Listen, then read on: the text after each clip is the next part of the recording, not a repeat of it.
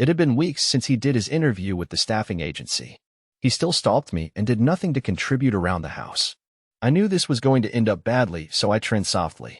My job was offering overtime, and those were my best days. I would always sign up for overtime. I was working from 6 in the morning until midnight Monday through Friday. My eyes burned from looking at a computer screen. I was now a slave to the rat race. I had to put in more overtime because I had to take care of my daughter, who I found out had autism and ADHD.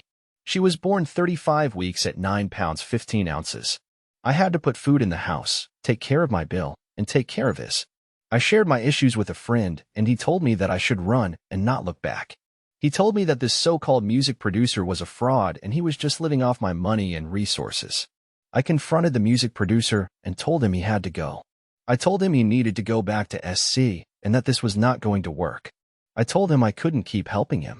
He looked angry and disappointed. He walked away from me and went outside to take a walk. I thought he was outside getting his things to leave.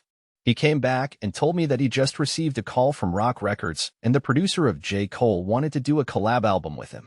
He said because J. Cole lived in NC, he needed to go there and work in the studio with all the other producers.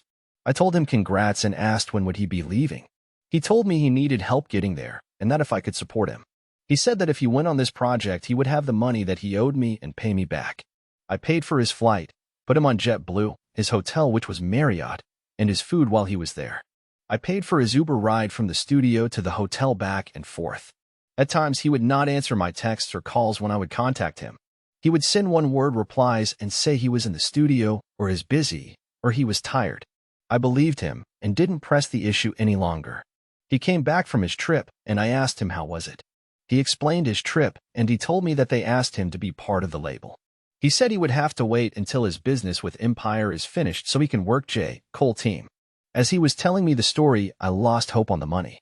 I had a gut feeling that I would never see this money, and that I was dating a broke person who lies.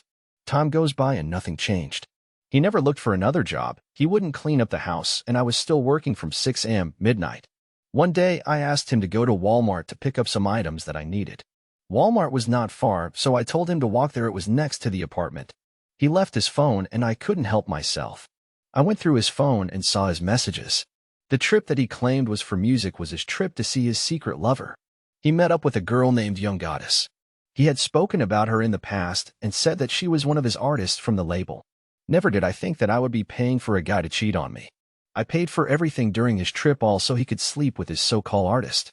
I was pissed. I saw nothing but red. And I wanted my revenge. And I was going to have it. See you for the next part.